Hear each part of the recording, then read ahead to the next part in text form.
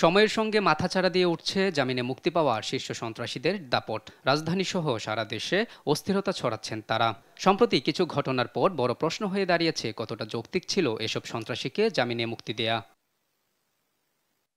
অন্তর্বর্তী সরকার দায়িত্ব নেয়ার 1 মাসের মধ্যে কারাগার থেকে মুক্তি পায় 7 শীর্ষ সন্ত্রাসী। কেরানীগঞ্জ কেন্দ্রীয় কারাগার থেকে 3 জন আর কাশিমপুর থেকে মুক্তি মেলে 4 জনের।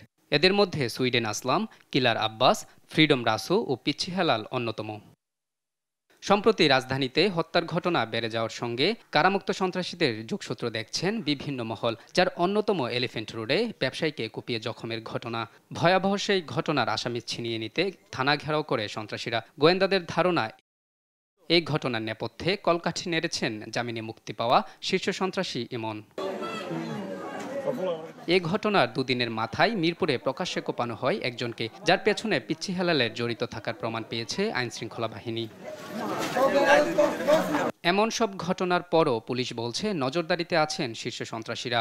গোয়েন্দা প্রধান রেজাউল করিম মল্লিক শনিবার এক প্রেস ব্রিফিংয়ে জানান, কয়েকদিন আগে দনিয়া কলেজের সাবেক শিক্ষার্থী মিনহাজ হত্যার ঘটনায় অন্যতম অভিযুক্ত কিং মাহফুজ সহ 7 জন, আদাবরে ছিনতাইয়ের সময় কবজি কাটার ঘটনায় 5 জন, তাঁতিবাজারে স্বর্ণ ব্যবসায়ীকে কুপিয়ে হত্যার ঘটনায় 6 জন সহ বিভিন্ন ঘটনায়